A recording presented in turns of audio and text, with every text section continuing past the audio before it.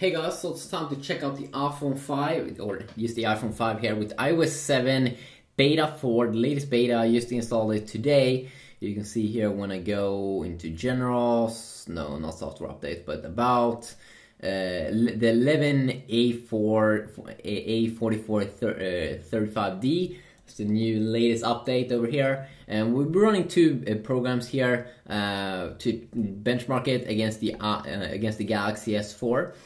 Because people always like that stuff. So we're gonna check it out here with my Galaxy S4 here with Android 4.3, the Google edition. It's currently running. So we're starting off with the program called Geekbench here. So if you just go back here, you can see 1 GB of RAM here on the iPhone, almost twice on the S4. Totally different operating system, of course. The latest version of iOS here and the latest version of Android here that I can get. A quad-core 1.9 GHz clock processor that probably will kill the Apple A6 processor inside of the iPhone. I'm pretty sure it's a dual-core processor, clock 1.3 GHz. I'm pretty sure it's not quad-core. Yeah, it's gonna be interesting though to see if the next iPhone gonna have that. Yeah, that would be very nice. No, I'm sure. And I mean, one more time. I mean, we have this boy. I did already show it off in another video. It's a very good stuff. This is the good stuff. I mean, look at it. It looks so good. Yeah.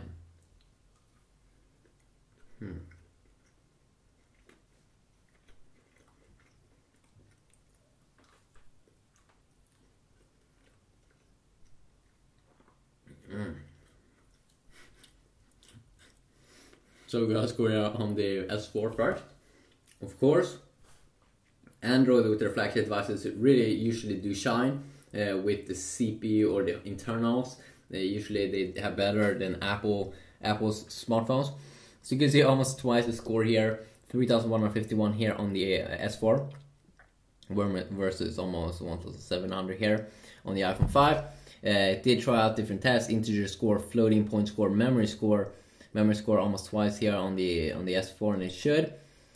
Because it does really have more memory. But what about real world performance in terms of gaming? Well, then we can check out the program called Antutu, the 3D rating program that they do have. So just run this. And I do know these phones, of course, you have a high resolution screen here, way higher resolution on the S4. We do have this full 1080p screen versus the 640x960 screen here on the iPhone 5. I'm pretty sure that's the screen resolution. 4-inch versus 5-inch. That could probably affect the performance here, that the S4 has to render more pixels, but we will be running an off-screen benchmark program test also. You can see that you don't see any guys here. That's because for some reason maybe Antutu doesn't support Android 4.3 at the moment, something, but they still be able to, it can like benchmark, because we're gonna get a score.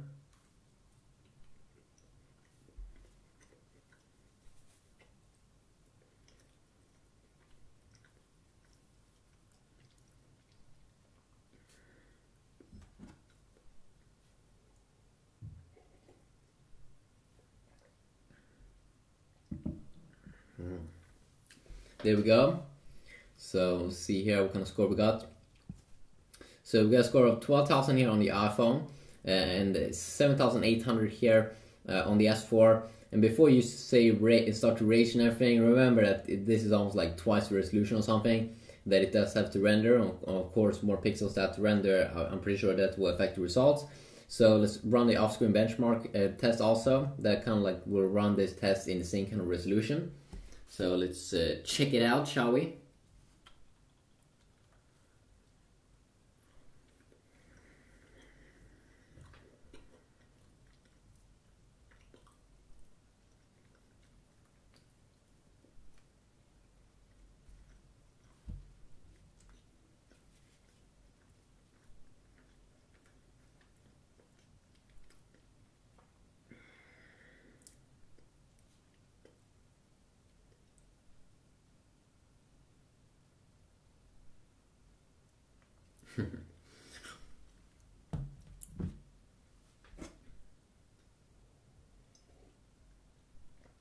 And yes, I do know the S4 seems to be a little bit dead here.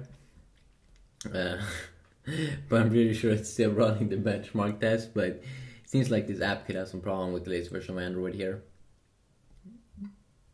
So we got a score here of 2,500 almost on the S4, 2,484 versus 2,617. So you can see here with this same screen resolution here, 1024 x 2048, you get a tiny higher bit score there inside of the iPhone 5 with the PowerVR SGX 543 triple core GPU. Versus the Adrian 320 here, GPU from Qualcomm on the S4. Pretty interesting that they seem to be having kind of like sharing the same kind of power in the GPU, which is very nice and good news. Of course, we're waiting here now for a new iPhone to come out, maybe in a month from now, or at least just be unveiled, or maybe like 2 months probably.